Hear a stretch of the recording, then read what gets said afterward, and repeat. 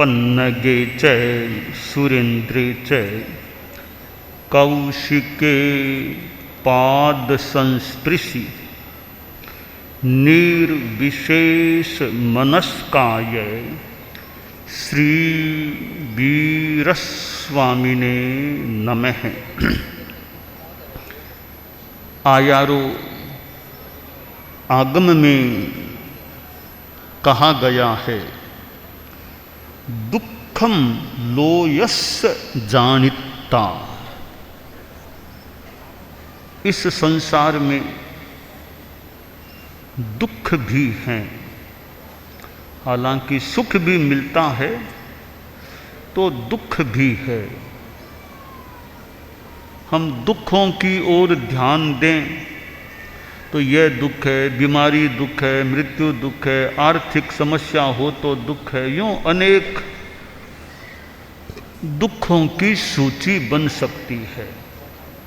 सुखों की ओर ध्यान दें तो सुख भी अनेक सामने आ सकते हैं कि अच्छा खाने को मिलता है, अच्छा रहने को मकान है, अच्छे कपड़े हैं, समाज में प्रतिष्ठा, तो सुखों की भी एक सूची बन सकती है। तो दुख और सुख दोनों हमारी दुनिया में हैं,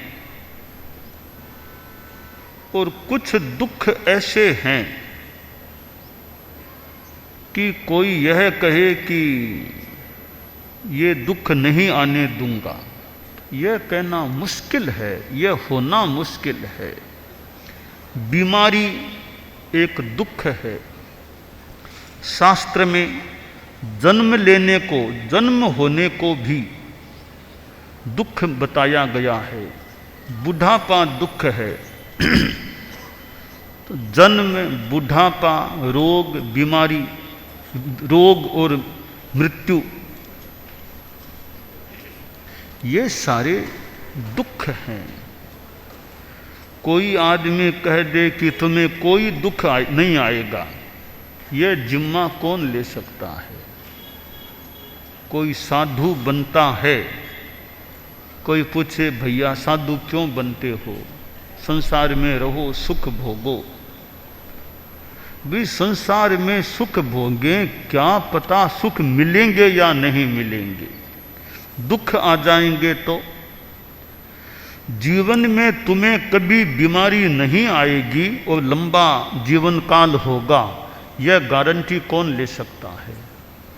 कि तुम्हें 100 वर्ष आएंगे ही आएंगे, 100 वर्षों में कोई बीमारी नहीं आएगी।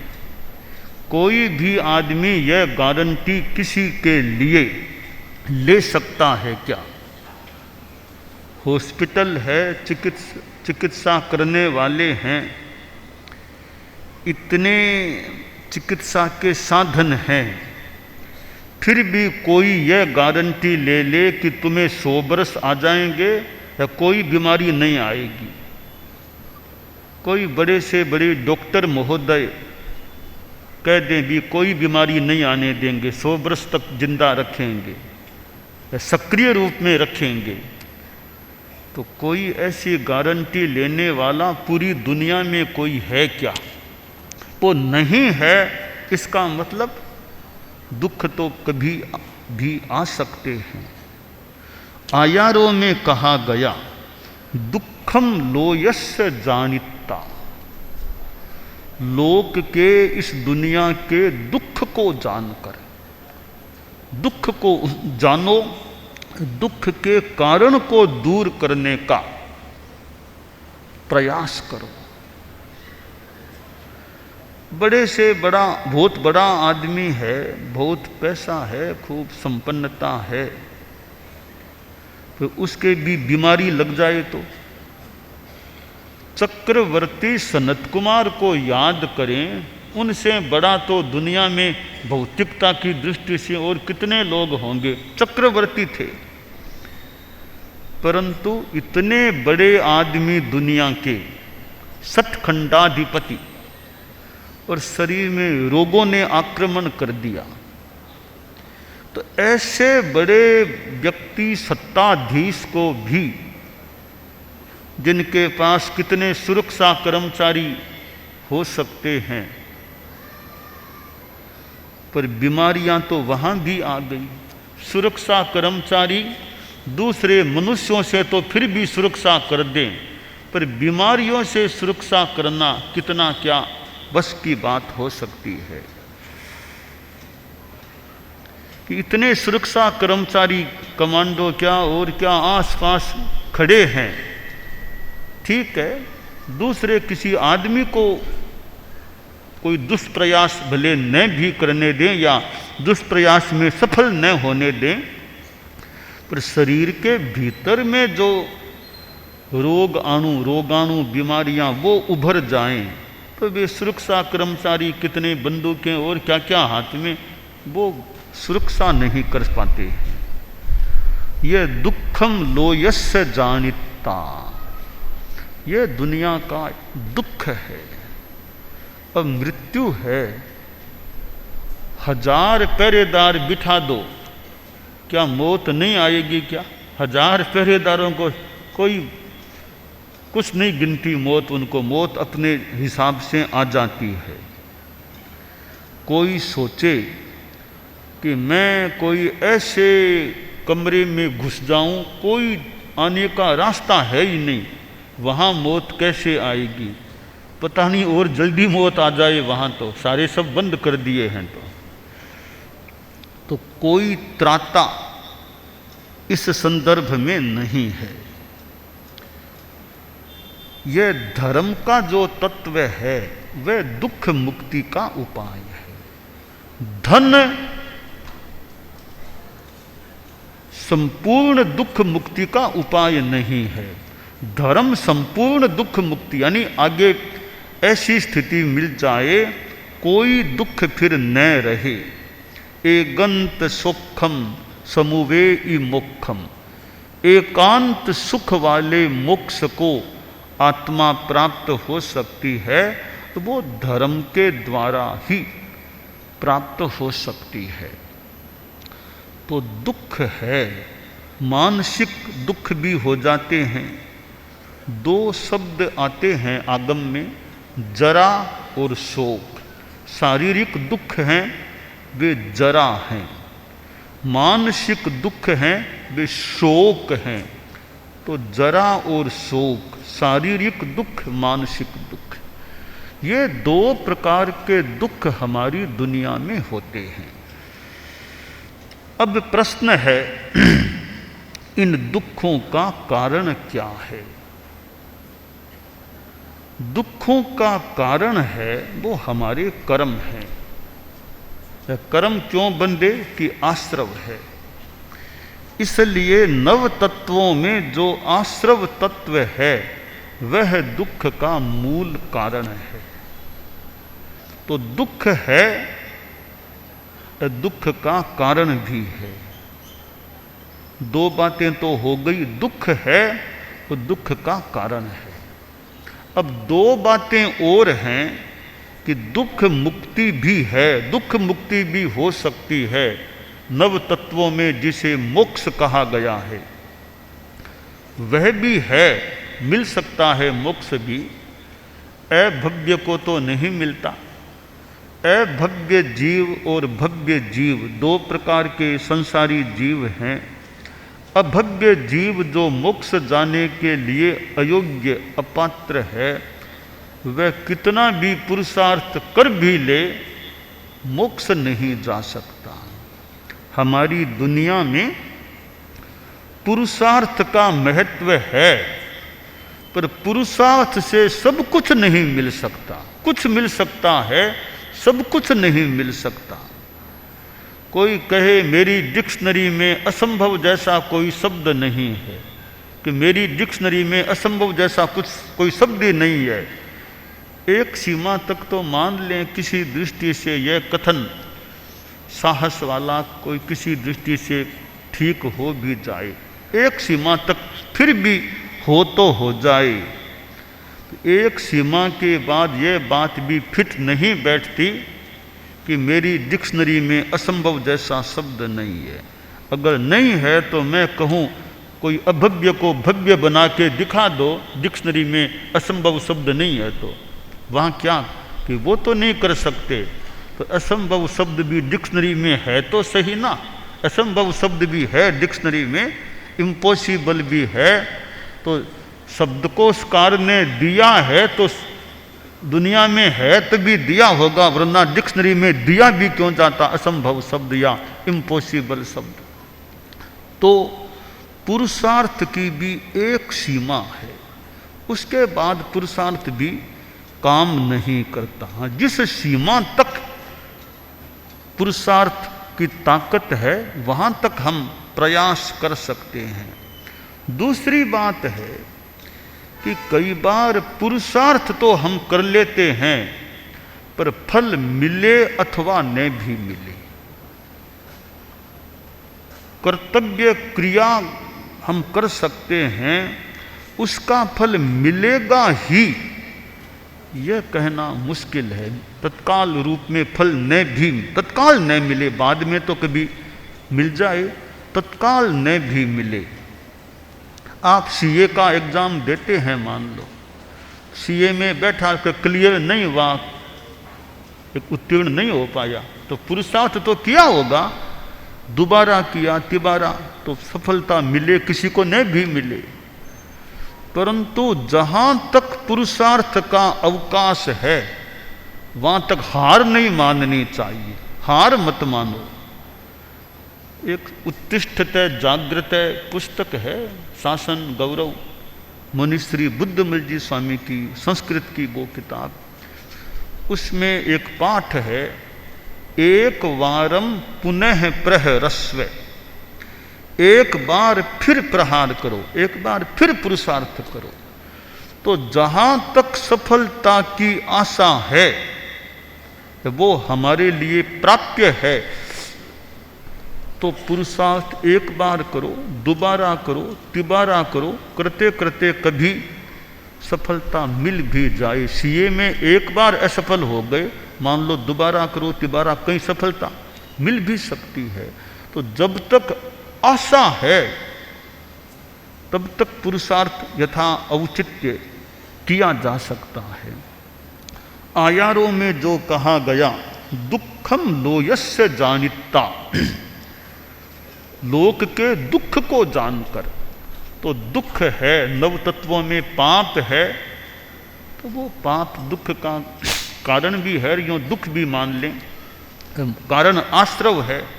दुख मुक्ति यानी मोक्ष है, तो दुख मुक्ति के उपाय भी हैं। नव तत्वों में संबर निर्जरा, संबर और निर्जरा ये मोक्ष दुख मुक्ति के उपाय हैं। तो संबर की साधना करें, आश्रव को रोकना संबर है, और पूर्वार्जित कर्मों को तोड़ देना, आत्मा को निर्मल बना लेना, यह निर्जरा का कार्य हो जाता है। तो संबर और निर्जरा दुख मुक्ति के उपाय हैं। आयारों में जो कहा गया, दुखम लोयस्य जानिता, यहाँ दुख तो हैं ही, शारीरिक मानसिक दुख होते हैं, दुखों का कारण है वो कर्म है, आश्रव कह दें फिर बंद है तो कर्म है, तो कर्मों को तोड़ो। अब बीमारियां होती है, डॉक्टर्स निदान करते हैं, ये सिटी स्कैन, एमआरआई, एक्सरे आदि आदि कितनी प्रविधियां, उपकरण हैं कि बीमारी का कारण जान लो, पर लगता है वो कारण भी स्थूल है। हम अध्यात्म शास्त्र के हिसाब से सोचें, उसके नीचे और कोई भी कारण है, वो क्या है, कार्मण शरीर। कि सिटी स्कैन एमआरआई से तो शरीर में क्या तंत्र में गड़बड़ी उसको जान पाएंगे, पर वो तंत्र में गड़बड़ी क्यों हुई, वो अध्यात्म शास्त्र में संभवतः उत्तर है कि वो कार्मण शरीर, कर्म हैं। आत्मा के साथ जुड़े हुए जो कर्म हैं वो हैं मूल कारण यानी उनसे वो शरीर में बीमारी हुई है। तो मानसिक दुख है, शारीरिक दुख है, सबके मूल में ये कर्म संभवतः देखा जा सकता है। तो कर्म है तो फिर कामना भी है, कसाय भी है, ये भी होते हैं, ये भी दुख के यूँ कारण बन जाते हैं। तो कारण, फिर ऊपर का कारण, फिर ऊपर का स्थूल कारण, सूक्ष्मतर कारण, सूक्ष्मतम कारण, यो हम कारणों की भी एक मीमांसा कर सकते हैं। तो कोज एंड इफेक्ट, कारण और कार्य, कोई भी कार्य है तो उसका कारण भी सामान्यतया होगा ही होगा। कोई कार्य है तो कारण भी है। अब जैसे हम थोड़ा दर्शन की भाषा में ध्यान दें, दो प्रकार के कारण, एक उपादान कारण, दूसरा निमित्त कारण है। उपादान मूल कारण है और निमित्त थोड़ा सहायक कारण के रूप में है। घड़ा बनता है तो घड़े का मूल कारण मिट्टी है, मृत्तिका है। निमित्त कारण में घड़ा बनाने में जो साधन सामग्री है वो निर्वर्तक, घड़ा बनाने वाला कुंभकार वो भी कारण है। पर मिट्टी नहीं है तो कुंभकार बैठा रहेगा, घड़ा नहीं बना पाएगा। तो मूल कारण और सहायक कारण, तो ये हमारे शरीर में बीमारियां, हमारे मतलब किसी के भी हो जाए तो उसके कारण जो हैं शरीर में वो भी स्थूल कारण हैं। और गहराई में जाएं तो उपादान की गहराई में जाएं या सूक्ष्मतम कारण में जाएं तो वो कार्बन शरीर है, उनसे बीमारियां, असात वेदनीय कर्म जो है वो बीमारियों को पैदा करने का मूल जिम्मेवार प्रतीत हो रहा है। तो दुख हैं, दुखों का कारण भी है, दुख मुक्ति भी है, दुख मुक्ति का उपाय भी। चार चीजें हो गई, दुख का कारण, दुख मुक्ति के उपाय, ये चार चीजें हो जाती हैं। तो हम दुख को भी समझ लें और दुख के कारणों को भी जान लें। फिर देखें भी दुख मुक्त होना है तो कारण का निवारण करने का हमें प्रयास करना चाहिए। आचारांग भाष्य में बताया गया कि ये निश्चय नय माश्रित्य तस्य हेतुभूतम कर्म दुखम, कि व्यवहार में तो प्रतिकूल संवेदन है वो दुख है, पर वो तो ठीक है, ऊपरी है, मूल तो दुख का मूल है वो, यानी कारण है वो कर्म है। ये पंखा चल रहा है, ये कार्य है, इस कार्य को कराने वाला कौन है? करंट अभी न हो तो पंखा ताड़ियाँ क्या करेगी? तो ताड़ियों का क्या खास, वो तो मूल पंखे को चलाने वाला पावर जो ऊर्जा शक्ति है वो मान लो कारण है इस पंखे के चलने का। तो स्विच ऑफ कर दिया फिर पंखा क्या चलेगा? तो कार्य और कारण, तो हम दुख को भी समझें, दुख के कारण को भी समझें और दुख मुक्ति पर भी ध्यान दें और दुख मुक्ति के उपायों पर भी ध्यान दें, तो हम संसार में काफ़ी सुखी रह सकते हैं। तो मोक्ष मिलने पर तो संपूर्ण सुखों की प्राप्ति हो सकती है। हमारे मन में कई बार मान लो किसी के समस्या होने से दुख पैदा हो सकता है, और मन को अच्छा एक चिंतन मिल जाए, अच्छा विचार मिल जाए, तो मन में वापिस प्रसन्नता यानी सुखानुभूति भी हो सकती है। एक चिंतन से आदमी दुखी बन जाता है और दूसरे चिंतन से आदमी सुखी बन सकता है। एक चिंतन दुखी बनाने वाला तो दूसरा कोई चिंतन सुखी बनाने वाला भी बन सकता है। संतों को या आचार्य जी को जो स्थान मिला था रहने के लिए, चतुर्मास के लिए, मकान मालकिन ने कहा या मालिक ने कहा यह स्थान हमारा खाली करो। तो भी ठीक है, साधु तो बिना आज्ञा रहना नहीं, तो आप कहो तो रहें, वरना खाली कर दे, मकान खाली करना होगा। अनगारों ने मकान खाली कर दिया और कई जगह देख ली, हालांकि मानो सौभाग्य को दूर कर दिया। संतों का प्रवास हो रहा था, संतों ने कहा ठीक है, आपकी आज्ञा नहीं, हम जा रहे हैं, चले गए। अब लोग कहें कि महाराज कितने हल्के स्तर के लोग हैं, संतों से मकान खाली कराया है। इतनी इनमें समझ नहीं, एक संतों को मकान दिया ही क्यों, दे दिया तो बीच में खाली क्यों कराया।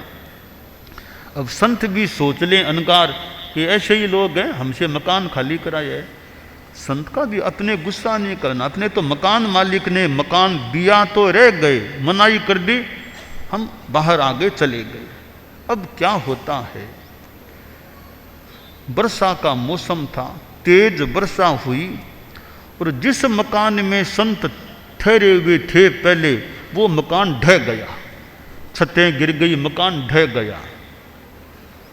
तो कुछ लोग संतों के पास या आचार्य जी अनगार थे, आए, बोले महाराज उसको फल मिल गया, आपसे मकान खाली करवाया, उसका मकान ढह गया, पाप का फल उसको मिल गया। अब संत भी कह सकते हाँ ऐसा ही होता है, संतों को जो ऐसा करेगा संतों के साथ उसको यही फल मिलेगा, कह सकते थे।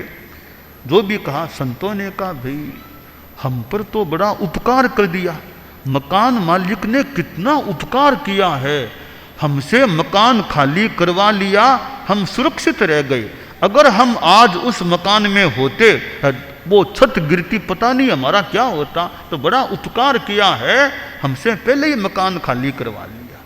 अब यह चिंतन है तो मकान मालिक के प्रति रोष नहीं कि ठीक है हमारे लिए तो अच्छा ही हुआ ना कि मकान खाली। कई बार दुनिया में जो होता है वो अच्छे के लिए होता है।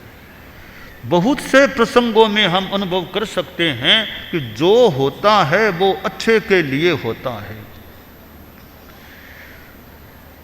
हुआ और होगा कि जो, वह सब भला नितांत, कि जो हुआ और जो होगा वो अच्छे के लिए ही हुआ है और होगा है।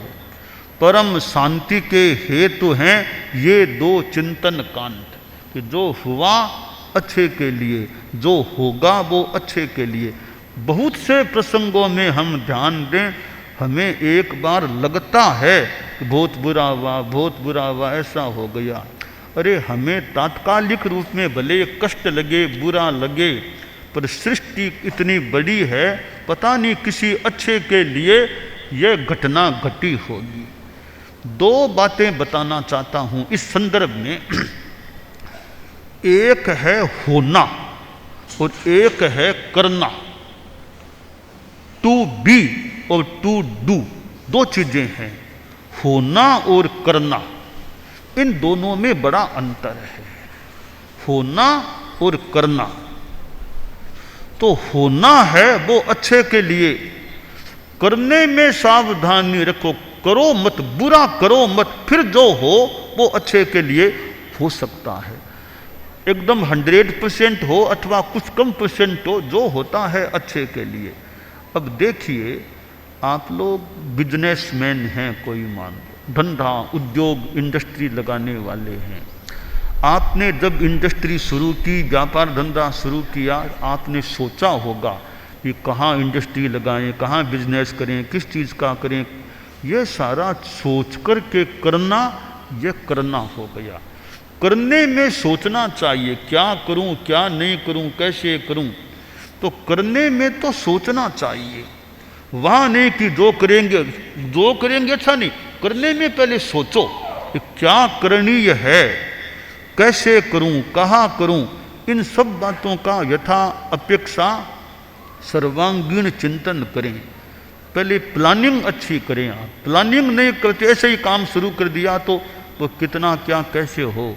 तो कार्य से पहले प्लानिंग, हमारे संत लोग भी बैठे हैं और हमारे साधुयाँ और हैं कि भाई पहले प्लानिंग, सामान्यतया कोई बड़ा काम करना हो तो पहले प्लानिंग करनी चाहिए। प्लानिंग के बिना ऐसे काम शुरू कर दिया, वो बढ़िया हो कि न हो, तो कोई भी काम करने से पहले जो बढ़िया विशेष काम करना है, योगक्षेम वर्ष मनाया गया था गुरुदेव तुलसी के सानिध्य में, तो पहले कितनी गोष्ठियाँ हुई थी, कितनी गोष्ठियाँ। तो प्लानिंग में थोड़ा समय लगाओ, प्लानिंग बढ़िया हो गई, स्ट्रक्चर एक आइडिया भी, नक्शा बन गया, ऐसे ऐसे ऐसे काम करना है, बाद में काम शुरू करो, तो आसानी से उस एक्शन प्लान बना लिया कि यहाँ से काम शुरू करके ऐसे ऐसे काम को संपन्न करना है। प्लानिंग के बाद काम करोगे तो थोड़े समय में वो काम, अब तुम्हें पढ़ाना है, मान लो तुम्हें कोई आगम पढ़ाना है, रोज संतों की क्लास लेनी है, पढ़ाने से पहले तुम थोड़ा सा खुद पढ़ लो उस पाठ को। एक चैप्टर तुमको पढ़ाना है मान लो, तो पहले 5, 7, 10 मिनट तुम खुद, हालांकि तुम्हारा अध्ययन है पहले से पढ़ा हुआ, तो आज तुमको क्लास लेनी है दोपहर में, उससे पहले थोड़ा किताब को तुम देख लो, तुम उसका ठीक दिमाग में है, अब तुम क्लास में जाओ तो तुम अच्छा अध्यापन कर पाओगे। तुमने देखा ही नहीं जाके क्लास में, अगर विराज गए हो फिर कहीं ये क्या अर्थ होगा रे, ये क्या होगा रे, तो थोड़ी दिक्कत हो। अगर समय मिल जाए तो पहले पढ़ लो। अब तुम्हें व्याख्यान देना है तो समय अगर मिल जाए, थोड़ा पहले पाठ आदि को, पन्ने को जो भी देख लो, देख लिया, दिमाग में सब सेटअप ठीक हो गया, अब तुम व्याख्यान दोगे तो तुम्हारा व्याख्यान थोड़ा बढ़िया हो। ऐसे ही तुम जाके बैठ गए, शुरू कर दिया, तो इतना बढ़िया व्याख्यान हो नहीं। कई कई तो इतने अभ्यस्त हैं, अब तीर्थंकरों को तो क्या तैयारी करने की ज़रूरत है। कोई तीर्थंकरों को कोई आधा घंटा तैयारी करके पधारना, उनको ज़रूरत नहीं है, आधा घंटा तैयारी की ज़रूरत नहीं है, 1 सेकंड भी उनको कोई पाठ देखने की ज़रूरत नहीं है। वो विदाउट प्लानिंग जाकर के विराज जाएंगे और अपना व्याख्यान फरमा देंगे, कोई कमी वाली बात मान लो संभवतया नहीं रहेगी। तो हम लोग जैसे हैं, उनको समय मिल जाए तो प्रायः विशेष वक्तव्य देना, पहले अगर तैयारी करेंगे, बाकी तो टाइम न मिले तो फिर जैसा होगा वैसा दे देना व्याख्यान। पर बढ़िया है टाइम मिल जाए तो तैयारी, प्लानिंग करके व्याख्यान दो। तो हर काम में जो विशेष काम हैं, यह चतुर्मास व्यवस्था समिति का इतना सारा ये स्ट्रक्चर खड़ा हुआ है, तो पहले प्लानिंग बढ़िया की जाती है भी, कहाँ कुटीर बनाना, कहाँ पंडाल बनाना, कहाँ प्रवास होगा, सारा स्ट्रक्चर दिमाग में प्लानिंग कर लो। प्लानिंग में 2 महीना, 3 महीना, 4 महीना सारा नक्शा सब हो गया। अब बाद में वो काम होगा तो काम थोड़ा बढ़िया होने की संभावना। तो इतनी बड़ी यह व्यवस्था जो हुई है, तो इसकी पृष्ठभूमि में कभी संतों का प्रवास का स्थान कौन सा, साधियों का कौन सा, पंडाल कहाँ, भोजनालय कहाँ, पार्किंग की व्यवस्था कहाँ, कुटीर कहाँ, और छोटी मोटी डोरमेंट्री आदि, तो सारी प्लानिंग कर लेंगे। तो इतनी ज़मीन है, इतनी अपेक्षा, उसके हिसाब से फिर निर्माण काम मान लो हुआ होता है, वो बढ़िया हो सकता है। कोई प्लानिंग है ही नहीं, ऐसे ही शुरू कर दिया तो आगे जाकर दिक्कत आ सकती है। इसलिए यह करना और होना, करने में प्लानिंग करो, सोच लो, चिंतन करो, उसमें यह नहीं सोचना जो होगा सो अच्छे के लिए, ऐसा नहीं, उसमें तो ध्यान दो, पुरुषार्थ बढ़िया करो। अब आपने बिजनेस शुरू कर दिया, प्लानिंग के साथ, चिंतन सारा सोच के बिजनेस शुरू किया। अब जो बाद में आपको नफा होगा या मान लो घाटा होगा, वो हो गया होना। बिजनेस शुरू किया सोच के, वो तो करना है। अब बिजनेस करने के बाद जो भी होगा नफा घाटा, वो होना हो गया। तो होने में समता रखो, भी जो भी हुआ है समता रखो, अच्छे के लिए ही हुआ है मान लो। या लगभग अच्छे के लिए, उसमें दुख मत करो, समता रखो। तो करने में तो जागरूकता और होने में फिर समता। यह करना और होना दो चीजें होती है। तो यह जो कहा जाता है कि जो हुआ सो अच्छे के लिए, जो होगा सो अच्छे के लिए, वो होने की बात है, वो करने की बात नहीं है। ऐसा मेरा आकलन है। करने में तो सोचो, ध्यान दो, चिंतन करो, प्लानिंग करो, वो करो, फिर तुम काम करो।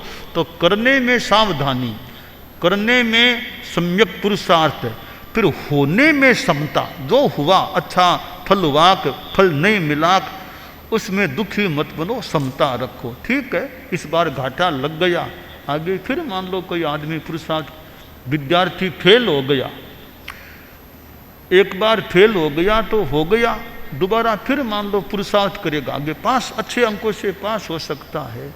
तो करने में कमी मत रखो और होने में दुखी मत बनो, फिर हो जाए उसमें समता शांति रखो।